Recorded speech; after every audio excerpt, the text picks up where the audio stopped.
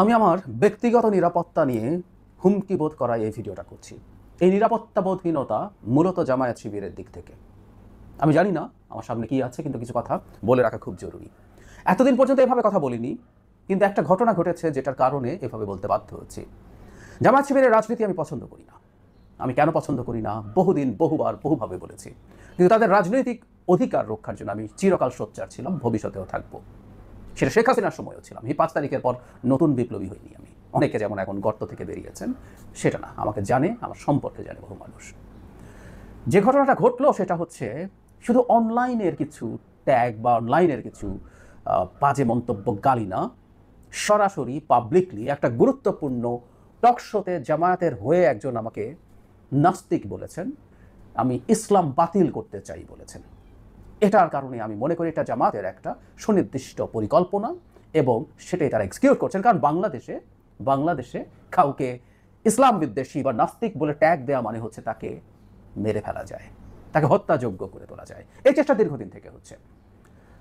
খালেদ মহিউদ্দিনের ঠিকানায় খালেদ মহিউদ্দিন শোতে ছিলাম। সেখানে আমি জানতাম না, আমি ওনাকে চিনতাম না, একজন সুপ্রিম কোর্টের লয়ার শাহরিয়ার কবির, ওনার নাম ব্যারিস্টার শাহরিয়ার কবির। আমি ওই শোতেই গিয়ে দেখলাম এবং কথা যখন বলতে শুরু করলেন তিনি, তখন বুঝলাম তিনি জামায়াতের হয়ে কথা বলছিলেন। জামায়াতের কোনো পদে আছেন কিনা জানি না, ওখানে তার অন্য একটা পরিচয় দেওয়া হয়েছে, তার এই সুপ্রিম কোর্টের পরিচয়ের বাইরে অনেক কিছু বলেছেন তিনি। কিন্তু এর মধ্যে খুব ইন্টারেস্টিং হচ্ছে, মানে জামায়াতের আমিরও এই নিয়ে বিনিয়ে ক্ষমা টমা চান, ভুল করে থাকতে পারেন বলেন, কষ্ট দিয়ে থাকলে ক্ষমা চান বলেন, কিন্তু উনি খুব কঠোরভাবে জামায়াত কোনো ভুল করেনি 71-এ এই ধরনের বয়ান আনার চেষ্টা করেছেন। যাই হোক, তিনি আমাকে নিয়ে কিভাবে ওই শোতে বসে মিথ্যাচার করেছেন, আমি আবারও বলছি মিথ্যাচার করেছেন, সেটা আপনাদের সামনে একটু উপস্থিত করতে চাই এবং এটা একটা পরিকল্পনার অংশ বলে আমি বিশ্বাস করি। তিনি যা বলেছেন ছোট এই অংশটুকু শুনুন, কিন্তু আমি আপনাদেরকে অনুরোধ করবো পুরো শোটা একটু দেখার জন্য। একটু আগে না, একটু আমি শেষ করে দিই। বললো এক ভাই যে ইসলাম সরাতে হবে, এই ধরনের কথা বলা অগাসিটি, এটা চলতে পারে না। এই দেশে থেকে মুসলমান হয়ে ইসলাম সরায় দেবেন এরকম অগাসিটি কথাবার্তা বলা, এটা অন্যায়। এটা আমার ধর্মীয় অনুভূতিতে আঘাত দিচ্ছে। আমি কিন্তু কোনো বাজে কথা বললাম না, আমি ইন্টারফেয়ার করলাম না। শাহরিয়ার কবির উনি কি বলছেন ইসলাম সরাতে হবে? হ্যাঁ, ইসলাম একটু আগে জামায়াতে ইসলামী থেকে আমি যেটা বুঝছি সেটা আমি বলি। জাহিদুর রহমান সাহেব, আমি ব্যাখ্যা দেব। জাহিদুর রহমান সাহেবের কথা বলবেন, কিন্তু উনি বলছেন যে আপনি ব্যারিস্টার, একজন লয়ার, আপনার মতো মানুষের কাছে আমি এক্সপেক্ট করি না। আচ্ছা, ডক্টর জাহিদ আপনি পরে বলবেন না। নাস্তিক শিখি না, নাস্তিক সাহেবের কাছ থেকে আমরা ডক্টর জাহিদ আপনি সবাই কথা বলে এমনি আজকে লাইনটা একটু মুসলমান হন, এমনি লাইনটা একটু দুর্বল আছে না, লাইনটা একটু দুর্বল আছে, খেয়াল করছেন? আমার মনে হয় যে খালেদ ভাই, শাহরিয়ার কবির আপনি খেয়াল করছেন? জি, উনি আমাকে একটু খেয়াল করি আমি, জি, উনি আমাকে নাস্তিক বলছেন, এক নাম্বার কথা। মানে এই ট্যাগ আপনি জবাব দিবেন, মানে উনি না শুধু ডক্টর জাহিদ, উনি না শুধু বলতে দিতে হবে। ডক্টর জাহিদ আপনি বলেন, কমেন্টে লেখা আছে, এটা কমেন্টে দিয়ে বললাম তাই বললাম। ডক্টর জাহিদ আমাকে আপনার কাছে আসছি, ডক্টর জাহিদ আমি আপনার কাছে আসছি, আর এক্ষুনি আসছি। শুধু আপনাকে না তো, জামায়াত ইসলামী নিয়ে প্রশ্ন করলে অন্তত 50টা কমেন্ট একসাথে আসে যে তোমরা নাস্তিক, তোমরা ইসলাম বিশ্বাস করো না। জামায়াত ইসলামী হচ্ছে ইসলামের সোল এজেন্ট নিছে ব্যারিস্টার শাহরিয়ার কবির, তাই না? নাস্তিক প্রসঙ্গে পরে আসছি। প্রথম তিনি বলছেন আমি ইসলামকে বাদ দিয়ে দিতে চাই, মানে আইদার এরা অকাট মূর্খ, মানে সুপ্রিম কোর্টের ব্যারিস্টার কিভাবে হন আমি আসলে জানি না। যদি তিনি আমার কথা না বুঝে থাকেন তাহলে তিনি অকাট মূর্খ, অথবা তিনি শয়তানি করছেন। উনি অকাট মূর্খ নন, আমি জানি, এটা জেনেই বলছি, উনি শয়তানি করছেন। ইসলাম নিয়ে কি প্রশ্ন এসেছিল পুরো শোটা দেখবেন, আমি শেষের দিকে এটা যুক্তও করে দিতে চাইতে পারি, আপনারা শোতে পাবেন এটা, তারপরে সম্ভবত যুক্ত করে দেবো, আপনারা শুনবেন। খালেদ মহিউদ্দিন আমাকে জিজ্ঞেস করছিলেন যে ছাত্র শিবির তো এখন বরং তার আইডেন্টিটি সরিয়ে তার রাজনীতি করতে চায়, আমি জোর করে তার উপরে ইসলামী আইডেন্টিটি ইম্পোজ করছে কিনা, এটা ছিল তার প্রশ্ন। তারা এবার এই বয়ান সামনে আনে নাই, তারা সেকুলার হওয়ার চেষ্টা করছে, তারা লিবারেল অ্যাটিটিউড দেখিয়েছে, তারা হিজাব করেন না, নারীকে সামনে এনেছে, ইত্যাদি ইত্যাদি। আমি বরং সেটা বলেছি আসলে এগুলো সাময়িক কৌশল। এটা যে আইডেন্টিটি পলিটিক্স করে এই দলগুলো, এটা সাময়িক কৌশল হিসাবে তারা সামনে আনছেন। জামায়াতের শরিয়া আইন কায়েম করার কথা বলেছি এবং আমি তখন বলেছি আমরা তখন এই দলগুলোকে মনে করবো যে তারা আর আইডেন্টিটি পলিটিক্স করে না যখন তাদের নামের সাথে আর ইসলাম শব্দটা থাকবে না। তারা তাদের নামের দিক থেকে, তাদের নাম থেকে ইসলাম বাদ দেবেন, তাদের নাম থেকে, মানে জামায়াতে ইসলামী বা ইসলামী ছাত্র শিবির থেকে ইসলামী শব্দটা বাদ দিলে আমরা বুঝবো তারা আর আইডেন্টিটি পলিটিক্স করেন না, তারা এক ধরনের মধ্য ডান বা মধ্য মানে সেন্ট্রিস্ট পলিটিক্স করেন, সেটা বলবো। আমি উদাহরণ দিয়েছিলাম AKP, truth and justice party, এরদোগানের, তারা প্রচুর ইসলামী মূল্যবোধের কথা বলেন কিন্তু তাদের নামের মধ্যে সেটা নেই, এবং তিনি শরিয়া কায়েম করে ফেলবেন সেটাও এরদোগানের দল বলে না। আমি এভাবে বলছিলাম ইসলাম বাদ দিতে বলেছে তাদের নাম থেকে, কিন্তু এই ভদ্রলোক বলছেন আমি দেশ থেকে ইসলাম বাদ দিতে বলেছি। আমরা জামাতিদের মানে ওই যে বলছিলাম অনলাইনে কমেন্ট করতে আসে, বট না হলেও যদি কোনো সমর্থক লেভেলের কেউ হয় তার একটা কথা। কিন্তু খালেদ মহিউদ্দিন যাকে শোতে ডাকেন, আমি আবার বলছি আমি তাকে চিনি না, আমার চেনা উচিত ছিল যেহেতু রাজনীতির খোঁজ খবর রাখি, কিন্তু আমি চিনি না। খালেদ মহিউদ্দিন নিশ্চয়ই জেনে বুঝিয়ে এনেছেন, তিনি খুবই সিগনিফিক্যান্ট কোনো ব্যক্তি, দলের পদে না থেকেও যেভাবে জামাতের পক্ষে নেমেছেন তাতে বোঝা যায় যে তিনি জামাতের খুবই সিগনিফিক্যান্ট কেউ, তার অন্তত বয়ান তৈরির জন্য সিগনিফিক্যান্ট কেউ।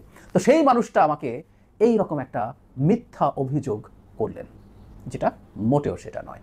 আমি আবারও বলছি, আমি শেষে ভিডিওটা দেবো, আপনারা আমি ওই অংশটুকু দেবো যেখানে আমি ইসলাম তাদের নাম থেকে বাদ দেওয়ার কথা বলছি। এরপর তিনি আমাকে, আমি আসলে সত্যিটা খুব সিরিয়াসলি ধরতে পারিনি, কারণ হচ্ছে আমি খুব ভালো অডিও ছিল না, আমার মনে হচ্ছিল তিনি আমাকে নাস্তিক বলছেন।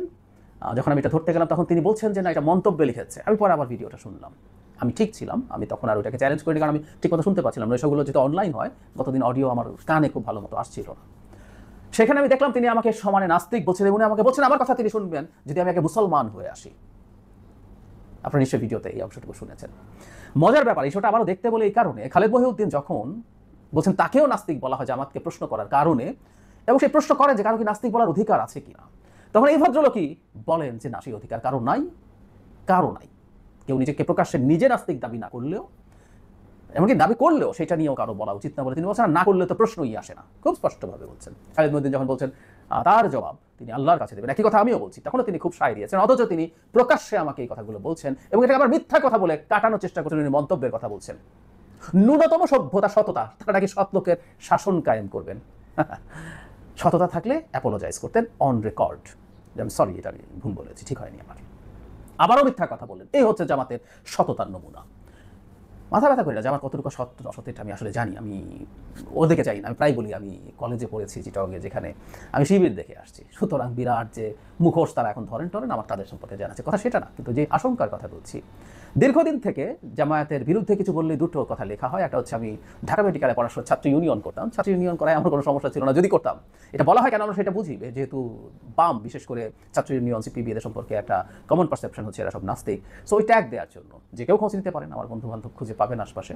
আমি ঢাকা মেডিকেলে কোনো রাজনীতি করেছি নাকি না, বা আমরা যে সময়টা ছিলাম সে সময় ছাত্র ইউনিয়ন সেই অর্থে ছিলই না। যাই হোক, আমি কখনো রাজনীতি করিনি, করলে আমি এটা স্বীকার করতাম, আমার কোনো সমস্যা নেই। আমি জামাত যেরকম অসততা দেখায় সেই অসততা করি না। দ্বিতীয় হচ্ছে সমানে আমাকে ইসলাম বিদ্বেষী ট্যাগ দেওয়া হয়েছে, মানে আমি সমানে বলে গেছি যে আমি আসলে ইসলামী রাজনীতি পছন্দ করি। যদি তাই হয়ে থাকে, আমি অন্যদের কথা বাদ দিয়ে আমি ধরে ধরে দেখিয়েছি যে আমার কে পর্যন্ত ইসলাম ধ্বংস করবে বলা লোকজনকে ইসলাম বিদ্বেষী বলে না, আমাকে বলে, কারণ আমাকে তারা টার্গেট করেছেন। এর বাইরে ধরুন বিএনপি বা খালেদা জিয়া কি ইসলামী রাজনীতি করেন? ওনার দল কি ইসলামী দল না? তো উনি তো জামাত করেন না, বা ওনার দলও করে ইসলামী দল না। তো যদি ইসলামী দল না করাটাই হয়তো খালেদা জিয়াও তাই, খালেদা জিয়াও ইসলাম বিদ্বেষী নাস্তিক, তারেক জিয়াও তাই, তাই তো। ওনাদের বাইরে আর কেউ যদি হয়, আসলে উদ্দেশ্য সেটা না, উদ্দেশ্য হচ্ছে আমার ভয়েসটা বন্ধ করতে হবে হুমকি দিয়ে। আমি এবার রিয়াল হুমকি আসলে বোধ করেছি সেই শোয়ের পর থেকে, যখন জামায়াতের জাস্ট ওই অনলাইনে এসে কোনো বট বা কোনো তৃণমূল পর্যায়ের কেউ গালিগালাজ বা ইসলাম বিদ্বেষী ট্যাগ না, জামাতের একজন সিগনিফিক্যান্ট নেতা, বা নেতা মানে হলো পদের কথা বলছি না, বাইরে থেকে যিনি জামাতের ন্যারেটিভ প্রকাশ্যে ওন করেন, সেটাকে সমর্থন করেন, সেটাকে অ্যাস্টাবলিশ করার চেষ্টা করেন, এবং খালেদ মহিউদ্দিনের মতো একটা ঠিকানায় এসে এই কথাগুলো বলেন, তাহলে আমি বুঝতে পারি যে এর মাধ্যমে আসলে, আবারও বলছি, যেহেতু জাহিদ নাস্তিক তাদের ভাষ্যমতে, যেহেতু জাহিদ ইসলাম বিদ্বেষী তাদের ভাষ্যমতে, সুতরাং তাকে এবার পেটাও, কোপাও, রক কাটো বা হত্যা করে ফেলো, তাতে কিছু আসে যায় না। আমি আমার জীবন নিয়ে আমার এই সংশয়ের কথা জানিয়ে রাখলাম, এটা রেকর্ডে থাকুক, আমি একটা সুনির্দিষ্ট পরিকল্পনা দেখতে পাচ্ছি।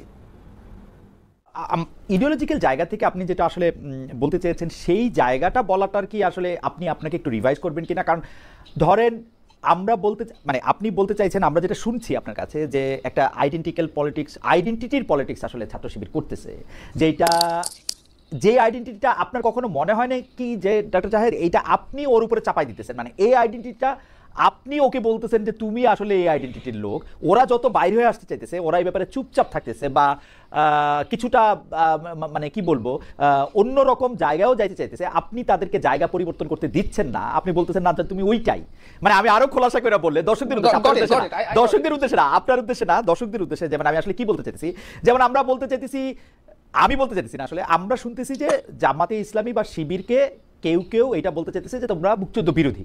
এখন ওরা বলতেছে যে ওরা মুক্তিযুদ্ধ বিরোধী না, মুক্তিযুদ্ধ বা পরবর্তী বাংলাদেশ ওরা ধারণ করতেছে। তাহলে ওই যে মুক্তিযুদ্ধ বিরোধী যে আইডেন্টিটিটা, ও যে আইডেন্টিটিটা চায় না, আমরা ওই আইডেন্টিটি ওকে দিতে চাইতেছি কিনা, যদি এইভাবে বলি। ডক্টর জায়েদ, আপনি গট ইট। আমি মুক্তিযুদ্ধের প্রশ্নে পরে আসি। আমার মূল অভিযোগ, আমি আজই আরেকটা ভিডিও করেছি, আমরা ধরে নিলাম জামায়াত মুক্তিযুদ্ধ বিরোধিতা করে নাই, ধরে নিলাম তারা বিরাট মুক্তিযোদ্ধা ছিল, তারপর জামায়াতের রাজনীতি আমি এন্ডোর্স করি। শুধু জামায়াত না, এটা ইসলামী আন্দোলন। এখন জামাত ছাত্র শিবির তারা যদি মনে করে তারা আসলে একটা মধ্যপন্থী মধ্য ডান টাইপের দল হবে, যেমন এটা হয়েছে ইয়েতে টার্কিতে একেপি পার্টি আছে, ওই দলটার নামের মধ্যে just peace and justice party, মানে কি truth and justice party, AKP দোকানে যে দল, সেটার মধ্যে বা বাংলাদেশের একটা পার্টির নাম আমি বলতে পারি এবি পার্টি, তাদের দলের মধ্যে ইসলামী মূল্যবোধ রাখার কথাও বলছে, কিন্তু এই দলটার নামের মধ্যে কোনো ওই রকম জায়গা নেই। তার মানে আমি যে কথা, এবং তারা তাদের প্রোপাগেট করে না। বাংলাদেশে একাধিক জামায়াত নেতা শরিয়া আইন কায়েম করবে বলে আমার সাথে টকশোতে কথা বলেছেন। আজও আমি আবার বলছি, জনাব শিশির মনিরের কাছে আমি আজও এই প্রশ্ন তুলেছিলাম যে আপনারা যে শরিয়া আইনের কথা বলেন, শিশির মনিরও বলেন এটা, আপনারা যে শরিয়া আইনের কথা বলেন, you have to explain that. So যে দলটা শরিয়া আইন কায়েম করবে বলছে বাংলাদেশে, সেই দলটা নিশ্চিতভাবে তাই। এখন ছাত্র শিবির যেটা করছে, এটাকে কেউ এক ধরনের কৌশল বলবে তারা ঢাকা জয় করার জন্য। যেমন ধরুন একজন নারী যিনি হিজাবও করেন না, নেকাব তো দূরেই থাকুক, অথচ ছাত্রী সংস্থা স্টুডেন্টরা নেকাব করেন ঢাকা। তারপরে জামায়াতে যে লিডাররা কিছুদিন আগে কয়েকটা এম্বাসিতে গেল, নারী লিডাররা প্রত্যেকে নেকাবও করেন। সো এরকম কিছু জিনিস তারা দেখানোর চেষ্টা করেছেন, এটা শর্ট টার্ম কৌশল বলে। মানে তিনি যেটা দেখাতে চান তার বেশি কিছু বুঝতে পারাই সম্ভবত একজন অ্যানালিস্টের কাজ। আমি ভুল হতে পারি, একজন অ্যানালিস্টের কাজ হচ্ছে উনি যা দেখাবেন, যা বলবেন, তার ভেতরে কি আছে, তার রিডিং বিটুইন লাইনস কি, সেটা একটু বুঝতে পারার চেষ্টা করা। সেটাই আমি আসলে ধরিয়ে দিতে চেয়েছিলাম যে তোমরা ওর এক ধরনের ভালো ব্যবহার দেখছো, হুইচ ইজ ট্রু। তোমরা ও তোমার পাশে থেকেছে, তোমার সুবিধা অসুবিধা দেখেছে, তোমার কোচিং করিয়েছে, তোমাকে কোচিং ক্লাস নিতে দিয়েছে, তুমি বিপদে থাকলে মেসের ব্যবস্থা করে দিয়েছে।